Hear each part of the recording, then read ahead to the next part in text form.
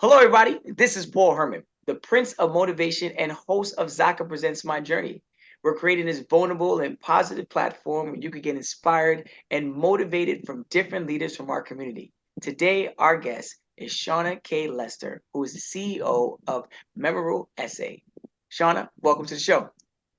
Thank you, Paul. Thank you, Greg. Thank you to the entire Zaka team. Hello. That's right. And shout out to the Zaka community for listening and tapping in on this wonderful conversation we're about to have. Now, before we get into the whole memorable essay movement and what you got going on over there, just let the listeners know a little bit more about your cultural background. And it's like where you grew up. Sure. So, hi again, everyone. I'm Shawna Kaye. I am an African Caribbean woman. I am from the country of Jamaica. Maybe you have heard about it. And I grew up in Portmore, St. Catherine, Jamaica. So that's my childhood. And I went to schools in Kingston. That's me. You don't know, say Kingston. Big up our yardies and thing, you know? My mother's from Portland, Jamaica. Thank you. We receive it. Paul, what's your heritage? Jamaican and St. Lucia. Ah, okay. Yes, right. My father is from Castro, St. Lucia, and my mother is from Portland, Jamaica. Ah, okay. All right. Happy Grove. We'll receive it from Happy Grove.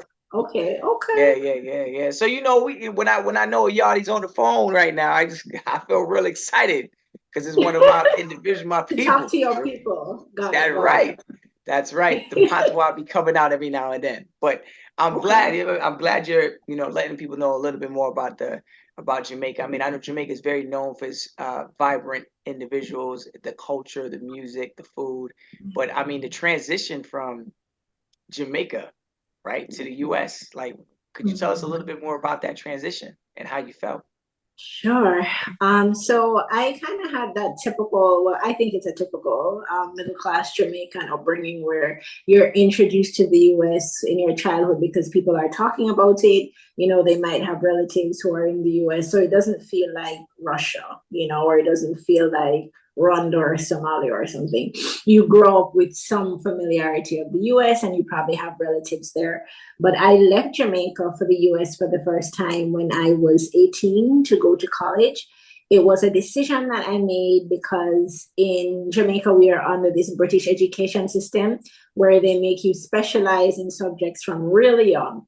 But I actually, although I had specialized in the sciences, I didn't want to immediately, go to medical school or go to a law school or something. I really loved music. I still do. I really love languages. I still do. And I sort of wanted an education that could incorporate everything. So when I learned about liberal arts colleges in the US, I applied and I first came to the US for school at the age of 18. So at the age of none of your family members were here? No, not close family members. So, my mom's sibling, I think at the time he was living in Georgia, but my school was in Maine. So none of my immediate family members were in the US, no. You said Maine, right? I just want to make sure you clarify that. Maine.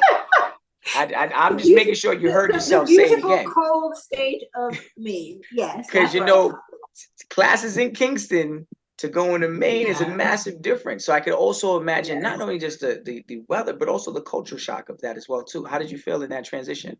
Because that was your first, interaction with the U.S. culture and the community. Obviously, you're in a university, right? Did you see anyone that looked like you? Did anyone say, Wagwan? What's up? Yes, actually, and it's so funny that you mentioned Portland because there is a man in Jamaica who at the time, he was based in Portland, he still is, but at the time there were many students at base, which is my school, from Titchfield High School in Portland. It was something crazy, like maybe like 6 students from Titchfield. Of course, they're all now doing amazing things.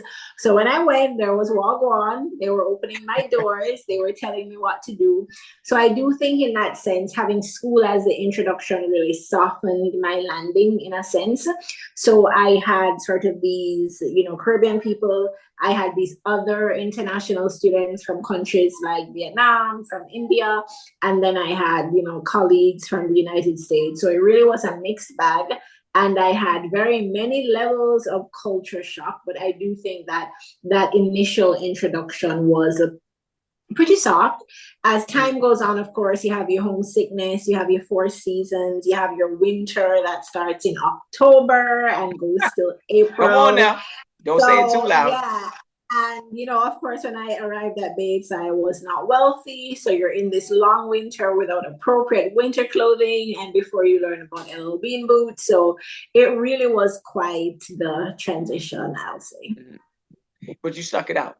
And that's a really good thing. And we're going to talk more about the educational background and what happened over there at school and after school as well. But obviously from your transition, and you're here in the States, and it's something I got to ask you right now is, I asked a previous guest a couple of times this question, and I said, could you tell us a little bit more about who you are, right? The question, when people look at you or they say, what is Shawna, like the overall aspect? Like what would you kind of wrap it around?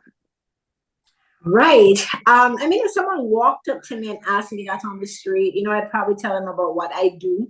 I think that's how most people relate to you. But I think when I think of myself, I really do think of myself as like the product or the culmination of people who I will not know, right? Ancestors who I do not know, all of them. I know some of them. And I do think of myself as a seed for future generations, some that will know me and some that will not know me. So I really sort of understand that I'm a bridge between the past and the future. And in my day-to-day, I think I'm just somebody who I don't always succeed, but I try my best to be kind and I try my best to be at peace internally. So I don't always succeed with both those things, but they're very important to me. And that's sort of who I am walking around on a day-to-day. Not much completely ruffles my feathers, because that's sort of the zone I try to stay in. And do you feel like some of that comes from the Caribbean culture? Absolutely. But I think in my specific life, I'm laughing because I think a lot of my moms and dads and stuff, there's a running joke on the internet that, when you have a child, your first child, you're so worked up. And then after the third one, they're tearing the house down and you're like, what? You can't even hear them, right? Because you don't care anymore. I just think I've just had so much going on in my personal life, and we'll probably talk about some of that you really kind of just understand that most things are not worth breaking a real sweat over, like you will know when those things arrive, and otherwise you do your work and you make your contribution to the world. So that's sort of like a maturation for me. I wasn't always like that, but that's definitely where I am now. Okay. And now going back over to the educational component, right? You got a long list of education. You see that education is and a lot of the guests from the Caribbean say that, look, education was like in the forefront when it came to when we were in conversation with our parents and let alone even our grandparents, because they probably didn't have the opportunity or the privilege to even go to college or go to higher education. So with your educational background, 2 pages worth, that's the case. Talk to us. Tell us a little bit more about some of these degrees and this educational journey that you jumped into coming in here to the States. Right. So I actually don't even think it's that extensive, but I do have a few degrees. I mentioned that I liked many things. So for my undergraduate education, I majored in biochemistry and Spanish. So I was a double major. So I really got to hold on to my love of especially the biological sciences, got to hold on to that. And I still, did languages and had a really great time studying a bunch of things in Peru, actually in the Afro-Peruvian diaspora for my thesis when it came to Spanish. So after that, now I went on to graduate school and I did a master's in journalism. So I focused on writing, in particular science writing, and all that is just like figuring out how to communicate very sciencey topics or scientific concepts for a general audience. So I did that for journalism. And then I did a health policy and management degree in public health. So I know that it can seem like a lot, but I feel like educationally, I've always sort of stayed around healthcare and, languages, media, communication. That's really my thing. And so those are the areas I've stayed in. Do you feel that these degrees have helped you out in your career and also in your entrepreneurial career as well? Absolutely, but not in the way that a lot of people might think. So I actually am one of those people with a bunch of degrees who would be very excited if my children wanted to not have a bunch of degrees, because I've seen obviously that there are many ways to navigate the world, especially in this age, that we're Yeah. living in. And for me, from my degrees, I don't feel like I necessarily use all the skills from day to day. For the science people, I'm not walking around trying to use a Krebs cycle to solve my problems. But what my education did do for me, I will say, is that it gave me a lot of confidence. And so I know that Zaka is about career development, it's about community, it's about connecting everyone. And I have had very interesting work experiences, working with other people and now in entrepreneurship. And I think at every stage, my education has been that sort of benchmark of confidence, meaning you don't like this space, it's okay, you can get out and do something else, or you can get out and do something better.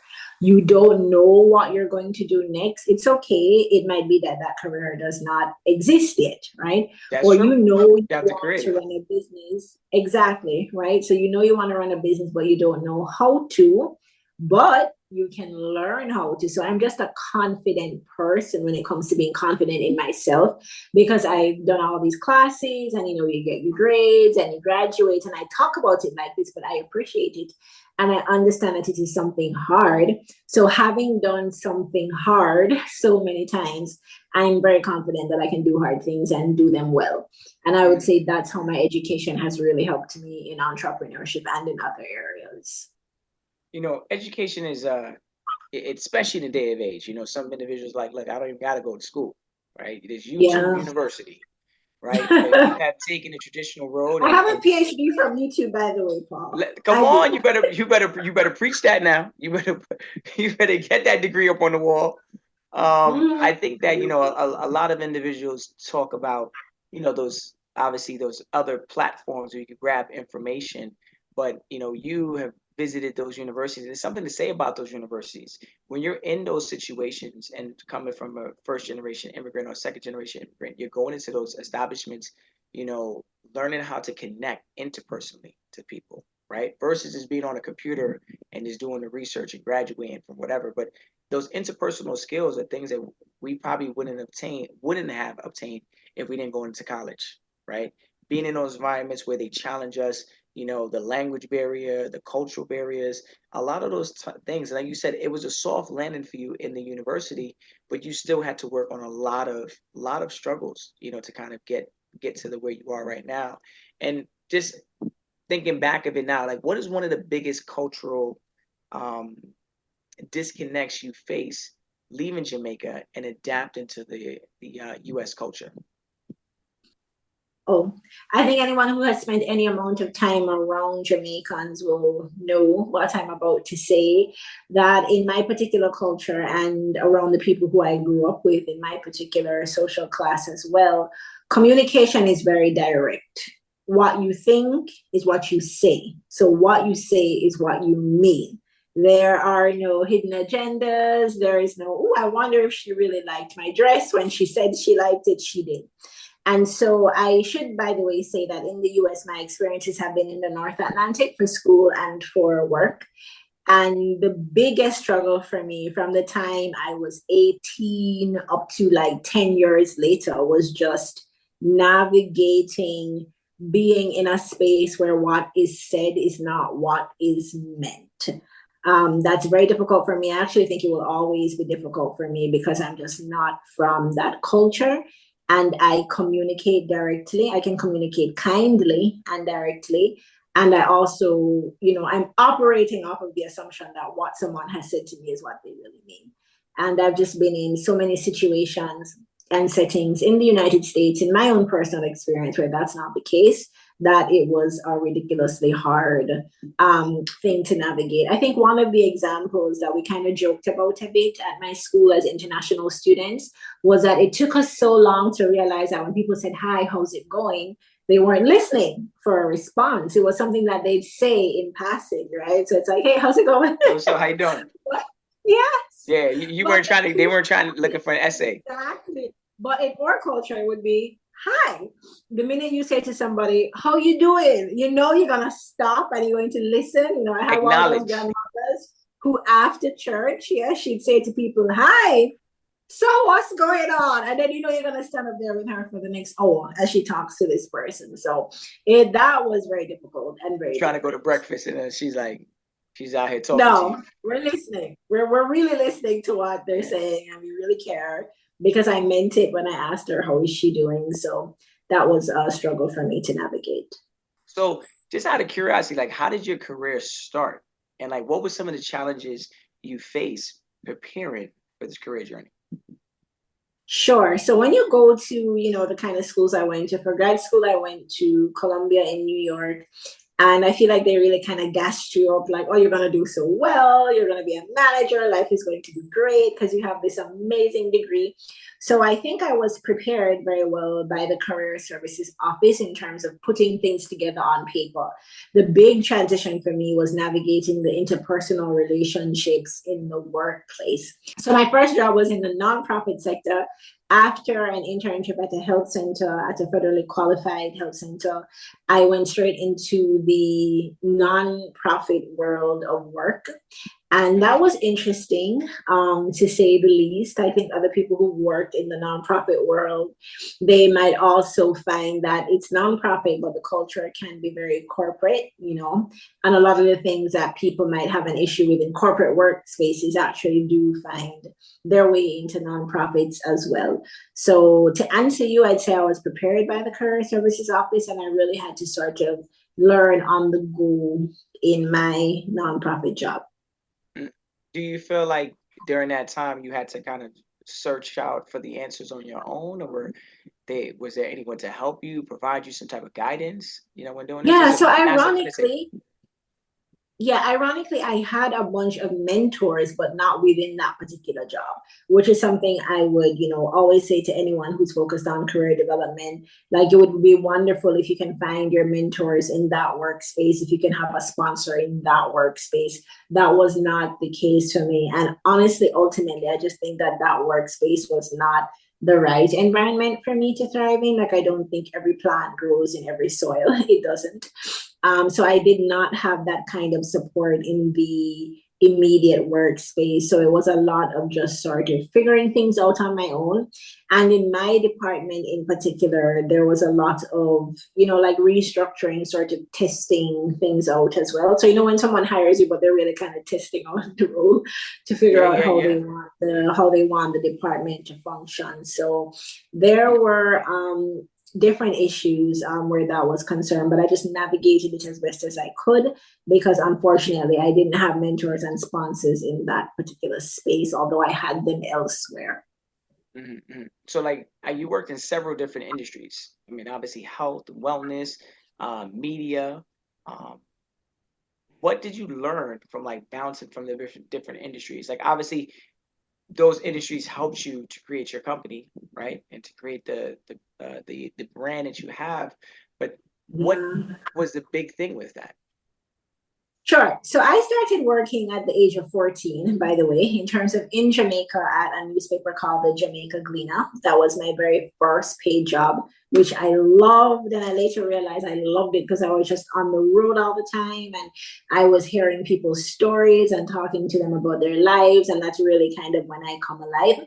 So my jobs have been in media, they've been in education, they've been in healthcare, at this health center or at this think tank. And I think from every space, what I've taken is just the commonalities. And for me, one of the biggest commonalities is communication. It doesn't matter the industry that you're in, the market that you're in, the workspace that you're in, at the end of the day, in most jobs, you're solving a problem. You have a job because somebody else does not want to or is not able to do that job. And so a part of that is doing the job, and then the rest of it is communicating around that job, right?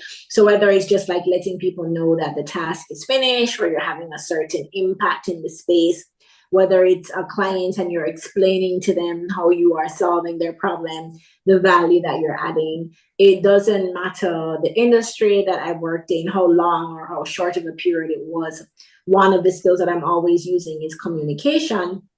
And so what I was able to take from that is to identify communication as one of the skills that I really wanted to sharpen, and one of the skills that I could help others with because they would always need it. And that's exactly what I do now, with Memorable Essay. And I think it's kind of what you guys are doing with Zaka as well. Like, you're teaching people how to navigate professional spaces. And a lot of that is about communication as well. Mm-hmm. And obviously, being a first generation or second generation immigrants, a lot of the guests that come on and express that it's a lot harder sometimes to navigate, and communicate effectively, right? Because, like you said, the American culture is totally different. Hey, what's up? And you're thinking you're gonna get a whole full response back. It's totally different, So it's hard, and it can be a little bit intimidating, being in those corporate settings where you feel like you're not going to be heard, or yet your voice is not going to be, or the message that you're trying to put out there is not going to be received the right way. So people have talked about the angry Black girl in the office, or their accent throws things off, so they're like a little bit timid in regards to communicating. But you are right, communication is important, especially when you're dealing with so many different diverse cultures and different backgrounds. People need to be aligned at some point in time, and through that is communication. So it's hard. Absolutely. If you can navigate through it, then a lot of things could come your way with that. And that's how you, I'm assuming, got into building this memorable essay. Talk to us about that. Right? I want to know a little bit more about this, and how did it come about? Right. So a number of things came together at the same time. But for many years, from my time in college, actually, I would help other people who wanted to, do that. So they wanted to get into college, they wanted to win scholarships. When I got to graduate school, other people who were applying to grad school, and I would help them for free. And then, of course, I started getting so many requests that I just could no longer do it for free. And I started to charge, but I was charging something crazy, like cents, like literal cents. I'm not even kidding. Cents per paragraph and per words. Because, at the time, you don't understand the value of what you're doing. Yeah. No business courses, I see. No business courses, and I think just not really appreciating the value that you're bringing. Okay, I mean, yeah, that definitely happens along the way, especially when you're building something. You start questioning, like, all right, how much should I charge? But you should, at some point in time, we start to know our worth, and then that's how we keep on developing. Keep telling me about the story. Right, absolutely. So at the time when I'm doing it in graduate school, I'm not charging correctly. I'm charging cents, but a couple of things happen where I'm starting to get too many requests, so I can no longer do free. Then I can no longer do this price that makes it accessible to millions of people, right? You have to start seeing, okay, who's serious, because I'm going to charge a higher price. And I had a friend / colleague living in this housing that we had in New York. And he was actually one of the first persons to sit me down and to explain the value of what I was doing. And, he paid me accordingly, sort of thing. And so from there, I started to charge. So while I'm in this, full-time job at the nonprofit, I'm starting to realize, okay, some things about this job are not great. I will cry under my desk. I'll cry in the bathroom. I'll go to the bathroom to breathe. I will wake up having nightmares that my horrible boss is shouting at me, because he was a shouter who was eventually fired. But those very unhealthy things were happening in that particular workspace. And again, very surprising for a nonprofit. And at the same time, I'm realizing, but these things bring me joy. And some of those things were buying chocolate cake at the end of the week. But some of those other things were these clients who I was helping on the side, and it's like, well, if this thing brings you joy and people are willing to pay you for it, and you're helping them to access life-changing opportunities. What about if you did that full time? And so I did start doing that full time. I actually went to Trinidad. There's more Caribbean in here. I went to Okay. Trinidad one November. And I went to Trinidad because I was looking for answers, honestly. I was like, oh, I have a colleague from Bates in Trinidad. Let me go see her. Let me try and get some answers. And I went to Tobago, and it was just this lovely day, and it just rained all day, and I got all of my answers in the rain. And I decided on that day that I was going to quit a year later. And I did. And so I started my business. It wasn't easy. The first year was a lot of lentils and rice because that's how much money I was making. I was making one pack of Goya lentils and rice money. But, you stick it out and it has grown from there. The fact that, like you said, you was in that corporate environment and you just kind of, your supervisor was yelling, had a Yeah. history of that, right? And what I caught from that story was that you were in a mindset of, keep your head down and just keep working, and that is some of like that American culture where it's like focus, keep moving. That's the immigrant background as well too. But then you start to realize that, wait, hold up, this ain't what I need. And I feel like that is one of the most beautiful things about individuals when they have that awakening. A lot of the Yeah. stories that I've heard from the previous guests, when they had that awakening and they were like, this is it, I'm done. Like the minute they made the change, drastically things started happening for them. Their company started booming. The expectation of what was going to happen for them, people were like, it's not going to work out. It skyrocketed. They have so many employees. They're being hired all around the world. But that's just because they kept showing up for themselves. They valued themselves, which we were talking about a little bit earlier, and then they just took that risk. And you take the risk to come to America, but there's many more risks to take even after that. And it seems like you're definitely a little risk taker over here. You're like, I'm out. Eating small meals like that and still moving forward and still being humble and grounded in that experience is very hard. Because some people would have tapped out. They would have been like, this is not the American dream. I'm supposed to have a big house and nice car. And you're like, no, that's not what I want right now. This is what I need. So kudos to you on that. If you could give us three different challenges that, medical graduates face in the United States. Sure. So in my current job with Memorable Essay, I support a lot of medical graduates. So I did not go to med school, just for the total clarity of the listener. I didn't go to medical school. I'm not a medical doctor, but I work in any given calendar year with almost exclusively medical doctors at this point. They are normally individuals who completed medical school outside of the US, and they are actually trying to make that immigrant transition into doing further studies in the United States. Okay. Right. So for international medical graduates, anecdotally, what they say to me, I think for most of them, especially the ones who I work with, who they did med school and might have worked outside of the US for a while, they're very unfamiliar with charting in the US or just documentation in terms of the process of doing it and just how much of their time goes into documentation. For a lot of people, when they're successful, when they're matched and they're, telling me how their first year is going, I think they're normally very overwhelmed by the documentation process. Similarly, I think a lot of them are from cultures, especially the people from the Caribbean, where the medicine is very relationship focused and they have some amount of time, not a lot of time, but they have some amount of time to spend with the patient.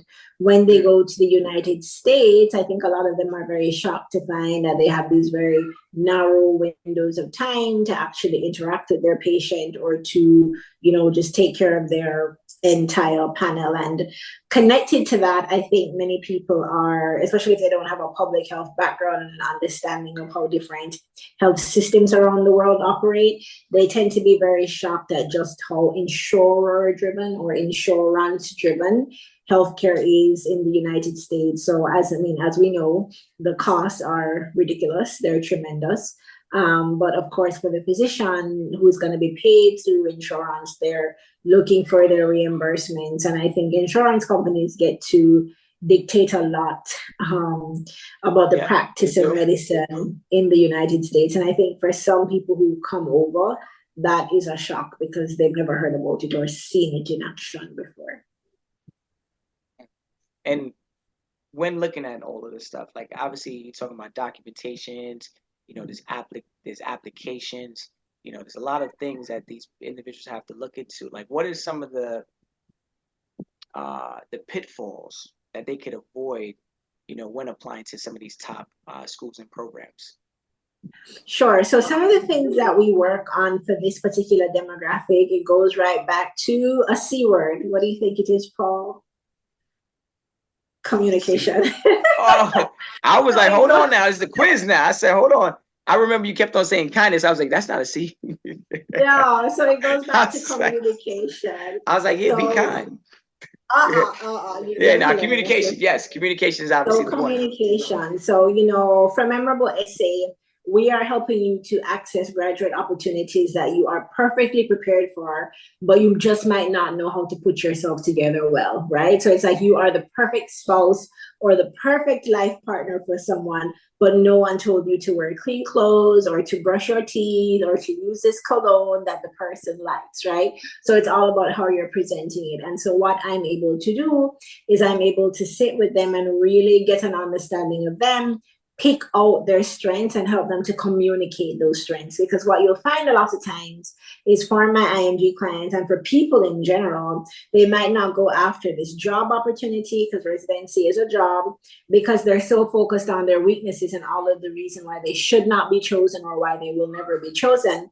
They do not recognize that they have strengths and they have enough strengths, right? Even their difference as an immigrant in and of itself is an amazing strength. And if they're able to package this in a way that communicates that to the person who's doing the choosing, that, hey, I am what you need to be here on your team, they're going to be fine.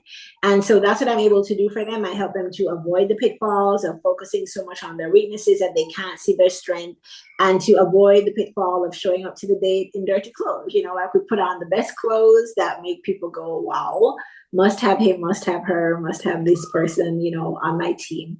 So that's what I do with my clients. It's they always say your first impression could be your last. So it's important that you put your best foot forward and obviously find the resources to help you step foot into the room, knowing that you are of value. Now, like how you said, having an immigrant background is also something that's very unique that can be utilized during that time. Yes. It might, in other situations, some people might look down on it and say it's not going to be helpful, but a lot of the guests that have been on the show have said how they've used that to their advantage to scale themselves in corporate environments or even in their business. Yes. And then I think that when you're doing things like that, and you know how to juggle that and utilize it, whether it's the language that you speak, whether it's the way how direct you are, the way you communicate, it's the vibrant energy that you bring, like let that be something in that office or even in your business. And that's how people, would appreciate it and hopefully love it and grow with it. Absolutely. And, I remember once we were talking about this actually in one of my management classes for the MPH, and we were solving this problem. It was a huge case study, and we're solving the problem. And at the end of the day, we realized that the problem was not actually a problem, right? And so one of the first steps I always remember in solving a problem is to verify that it is a problem. It could just be something that is happening, right?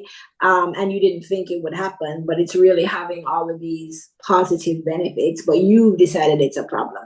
So I say all of that to say that oftentimes, from your different background, you can look at problems differently, maybe even help people see where a problem is not really a problem, and really just, figure out how to solve problems more effectively.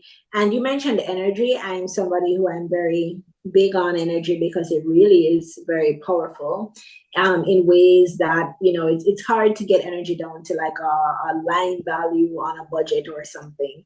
But people do correspond with you, move. People are influenced by you based on energy. If your energy is clean, if it's infectious, they'll give you that deal and they didn't give it to your coworker. So I think even that is something that people really should own and tap into. Mm. And that is why in the Caribbean culture, we will always say good vibes. Good vibes. Yeah. We tapped into it very early in our childhood. Good vibes. Yeah. And wherever you go, like you said, it carries with you, goes with you. So utilizing Yeah. that, right? Absolutely. Talking about some individuals now, let's talk about some doctors, right? Now, where when it comes down to doctors, we know that there's a challenge, applying for these big places, whether they're applying in the United States for like their residency or their fellowship in the US. Like, what are some of the obstacles that they're gonna have to overcome? Right. So I do think the main one is around communication, and that's where I try my best to come in to make sure that all of these things that they've done, they might not be able to write about it in a way that their audience would understand or would grasp. So for instance, even just to get a typical, Caribbean person, a typical Nigerian person, to talk about, well, people might laugh and say a Nigerian, but yes, in my experience, a Nigerian. To get a Nigerian or a Jamaican or a Trinidadian or a Guyanese person to talk about what is good about themselves can be very hard. And so I make sure that I just help them get that out, to look at it and to just accept it, just to accept that they are brilliant at this particular thing. And then we, get it down on the paper in a way, as I'm saying, that their audience will be able to read it and to understand it and want to invite them to interview. It's so beautiful that you're actually helping individuals find the beauty in themselves through words, Yeah. right? You know, like you said, it's very hard to kind of, some individuals, it's very hard, and maybe also of the Korean background or just even immigrants in general, like what makes you special? And you're like, uh, I work hard, right? And that's Yeah. everybody, right? Everybody's gonna say I work hard, right? When you tap into that and say what truly makes you special, what makes you unique, and to have someone to kind of help cultivate that and bring that together, do you ever feel overwhelmed in regards to putting these things together? Only when I'm on a tight timeline. So it's so funny that you're talking with me now because their major deadline is in like 3 days. So I'm actually sweating. Listen, and every year at about this time, I will have an acne breakout or I can't sleep that well for 2 weeks, but it's only for these 2 weeks normally. So at this time of year, it can get overwhelming, but otherwise, it honestly is not. And I think that's how I know that I'm in the right space and I'm in a space that I want to continue to be in for a while, because it really is a joyful process for me, because you will meet this person. And as I'm telling you, they have everything. I don't know, maybe this is a Yeah. part of my astrology or something, but it's like if the person had nothing, if they just didn't bring anything to the table, I would just be like, look, it is what it is, like keep trying. But when you're looking at this person and you can see everything, it's like with people who like to cook and you can see all of the ingredients in the fridge and you just don't have the time to cook. That's how I feel. It's just like, just give me 2 months, like put me in, coach, as they say. Yes, So I yes, that's right. actually do not get tired. I'm like, put me in, coach, and come back here in 8 weeks and listen to this person talk to you about themselves. It really brings me a lot of joy, because on a serious note, like I'm laughing, but on a serious note, this is the difference between somebody having a job that they love and somebody doing a job that they hate for the rest of their lives. Ooh. This is the difference between somebody under earning for their entire life, right? Or building the kind of financial stability where they benefit and their grandchildren and their great grandchildren benefit, right? And when it comes to the physicians, for those who have, certain ambitions, whatever your ambition is, it's fine. But I have clients who have ambitions and have the capabilities, right, to really shake up their particular specialties. They want to make breakthroughs in their fields. And there are people who are waiting on those breakthroughs, right? Like they're called a breakthrough because they don't exist yet. So it's like I might be talking with or, servicing, helping, supporting the client who has a breakthrough for 500 patients all around the world, you know? So I don't want to ever good way of say, putting that. yeah, well, because it's Yeah, true. yeah, And I know it's true because I yeah, see what they go on to do, you know? So I don't want to yeah. sit and look at that and, you know, wring my hands. It's a lot of fun to put it together and just watch them go on and do amazing things for themselves, for their families, and, you know, obviously for the public, for the wider public as well. You never know your true potential unless you tap into it, you know? So for you to help people see that in themselves and tap into it is beautiful. Because at that point, you're if you're the right person for the job, you're the right person for the job. Like, why are we Right. running from it? Why are we running? Why are we running from it? Exactly. And especially if you came to America with, or your parents or your grandparents came to America with the intentions of you being that successful, right? So if you're the person for the Right. job, like, let's get to it.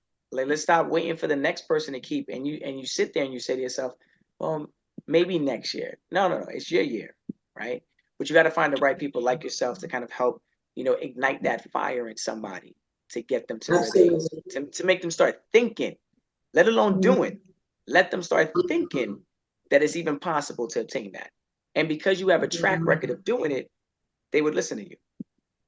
Absolutely. And so with the medical clients, some of them they're actually, you know, in the process.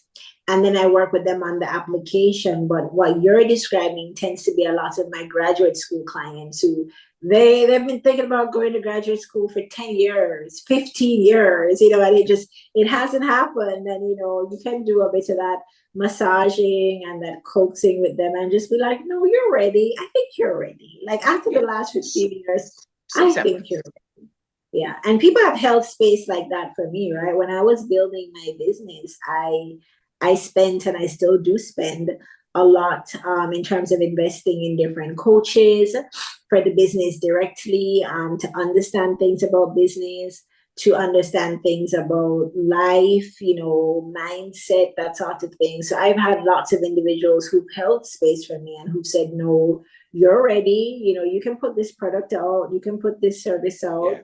you know what you're doing. And so I'm very humbled, of course, to do the same for other people. Now, talk to me about being an entrepreneur, right? And Yes. an immigrant entrepreneur, female entrepreneur, right?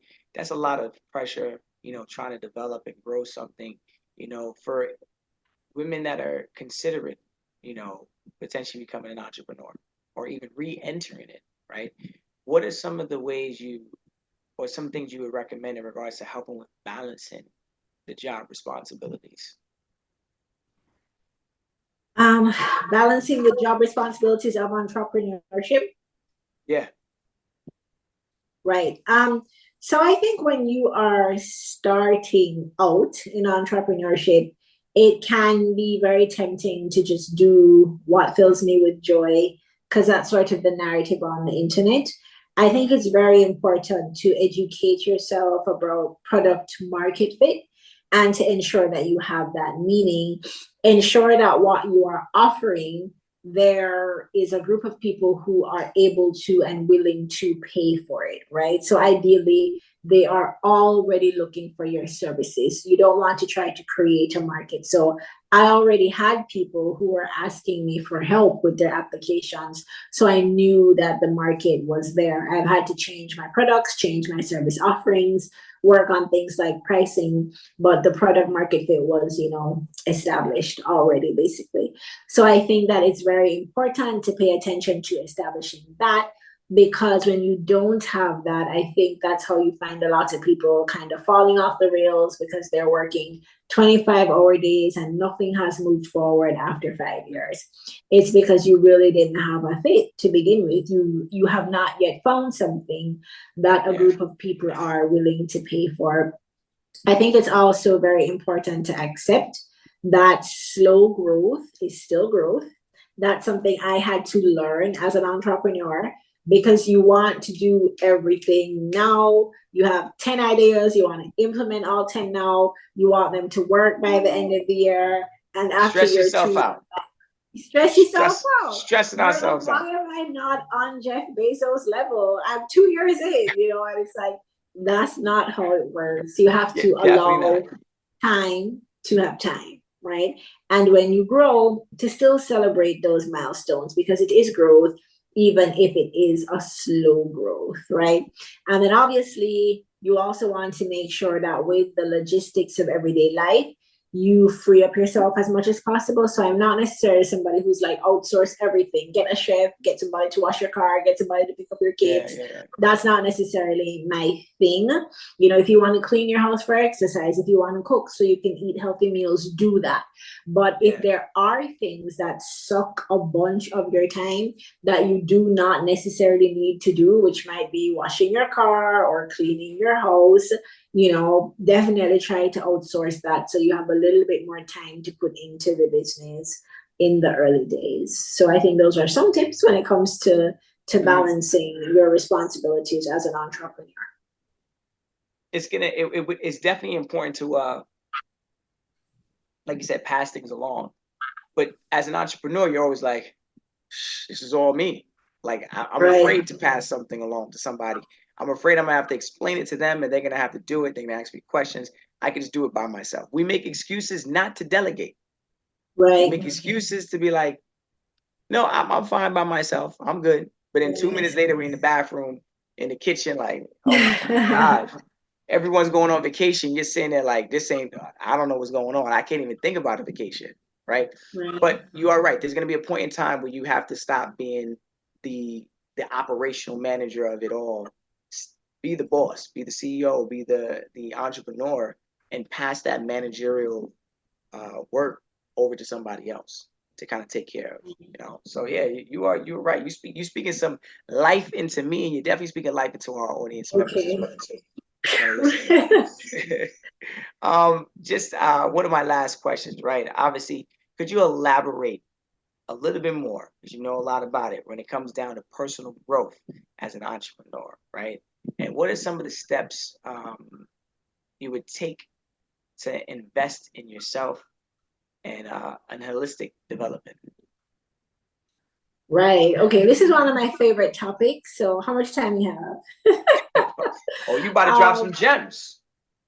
Well, I mean, let me lean in. But I feel so strongly about this, and I've seen it to be true. But I care a lot about personal growth, right? And it's not just this sort of endless growing where you're like, oh, go outside of your comfort zone. Every day you must grow, sort of thing. Not empty growth, but really and truly growth, you know. It is important for entrepreneurs to grow. It's been my experience, which is the only thing I can speak from, that your business will grow only as fast as you grow. So you're going to need your knowledge of business to grow. You already know what your weak spots are. If you need to fill them, you can't expect the business to be outpacing you in terms of growth, because so much of it, when you start out, by the way, this is when you start out as a solopreneur, when you start out selling your services, selling your knowledge, selling your expertise, it is you are a core part of the business. And so the rate at which you grow is going to correspond or be linked to how the business grows, right? So some of the ways that I've been able to prioritize my growth is to first and foremost prioritize my wellness. That is extremely important. I think one of the benefits of having, worked in the US in a corporate setting, well, in corporate settings, I've done that, but for shorter stints, having worked in a non-profit environment, starting my own business, being an immigrant, being from the Caribbean, having immigrant friends, is that you're exposed to all of these different cultures and ways that people see work, right? I am not a part of hustle culture. I'm not a part of fake urgency culture either. I very much, think that work is important, but work is just a contribution that you make to the world to make it function, right?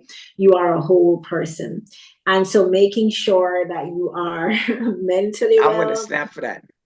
Okay, snap, please. I'll wait if you want to give me some more snaps. I'm going to snap to that. Sorry to stop you right there, but keep speaking this life. Keep speaking this life to our Zaka community. No, it is true. Like, it's a contribution that you're making to the world, and that's it. The trees will be here when you're gone. So get your life together. So the wellness part is very important for me. So I've had to make sure that I'm mentally well, I'm emotionally well.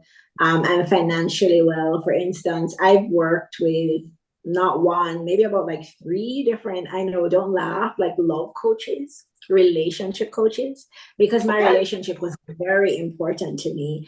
And I started to see this trend where you would have all of these boss babes coming forth, and then in a couple of years, they were divorced boss babes writing these think pieces about the divorce.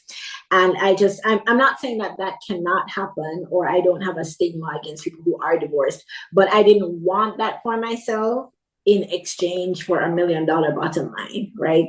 So one of the things I did was to be like, okay, let me just try to figure out how to show up in relationships in a healthy way, because I didn't have models for that. I wasn't taught that. So I invested in that. I cannot say that I grew up seeing people handling money, like real money, sort of thing. So I had to invest in getting somebody to teach me about that. My mother was a very positive person, but her ceiling of what is possible, I've already gone through that, right? So I needed to be able to think bigger. So I've had to work with coaches around my mindset and what I'm able to envision for my life, right? So all of that keeps me well. And I feel like you have to be well before you can start even thinking about growth of the business and of yourself. So at baseline, I've just tried to make sure as much as possible I'm well. Then I invest in all the different types of support that I need for personal growth. So taking your different business classes here and there, challenging yourself, tracking what's going on in the business. You need to have your data so that you can make data informed decisions. Sometimes growth might mean cutting back. You have 3 service offerings. Probably you need to go all in on one, right? If your revenue is not at a certain stage, that So sort of true. thing. So I think those would be my the different things that I'd share with people about growth, which is, to just know that the business will grow as fast as you grow. You need to be well before you start thinking about growth. And I did say this before as well, but I think it's good to appreciate that slow growth is still growth, and to be Yeah. grateful and to celebrate. Because I think if you don't, what you're going to find is that it's never enough, right? Like 10K Mm, isn't enough, 100K isn't enough, 1 million is yeah. not enough, 2 million is not enough. And you're just going to be on this treadmill until the day you die. So celebrating your milestones and the small spurts of growth is also very important. The big thing, I mean, you said a lot. First off, thank you for sharing all that information right there. I mean, I'm saying You're welcome. I'm gonna snap away on that, right? Uh, the line where you're saying that slow growth. You mentioned it a few times with this conversation, and you're speaking from experience, but you also know from other people's experiences, right? That slow growth is still growth, right? And it's very hard at times, especially as an entrepreneur or even in those corporate environments where it's a little bit more like it needs to get done now. You say, well, I can't grow slow. I need to move fast. I need to move as fast. And that's that American culture where it's like constant versus in the Caribbean, in Kingston, it might be a little bit more laid back, relaxed. There was still a grind, there was still a hustle to it. But it's this American culture is just like cutthroat when it comes to these kind of things. So the fact that you're telling people it's okay to move at a slower pace if you know where you're going. You want to be a little Mhm. bit more defined. You want to have a lot more communication in the mix to help you. So even if you do go slow, you're not wasting your time. It's a difference when you go Well, it's slow. also Don't know it's me. sustainable, right? It's Yeah. sustainable. I mean, like in Kingston, in any parish, there are things that are fast, right? People drive fast, people drive crazily, and it shows up, right? It shows up in our annual statistics around traffic accidents. And it's the same thing with the human body, right? So we're Yeah. not talking about you being at the stage of being a Fortune 500 company yet. We're talking about when you start on your entrepreneurial journey, or when you're in the middle phases of that journey, your body, like your being, is actually necessary to keep going. And so something that is slow and sustainable. I'm not talking about procrastinating. I'm not talking about slacking off. I'm talking about what is deliberate, right? Like you don't Yeah. need to go from a $40,000 year to a $4 million year, right? Like if you go from a $40,000 year to $100,000 year, to a 250,000 to then $1 million a year, that's fine. It's still an accomplishment, right? So Yeah. burning through your body, crashing, to hit a random number as quickly as possible there are other ways to do it. There are other ways to do it. And that's why we have people like you and Shawna. That's why I want to say thank you so much for just joining us today and really to sharing a lot of this great information, giving our listeners some food for thought. There's a lot of gems that you dropped in this session, and I greatly appreciate you for just being open and vulnerable on our platform. You are so welcome, Paul. Thank you to you and the entire Zaka team for having me. Yes. And I want to let the listeners know, if you want to hear more inspirational stories like Shawna, please check us out on ZakaConnect.com. Follow us on our social at Zaka Connect and follow our feed, Zaka, wherever you listen to your podcasts.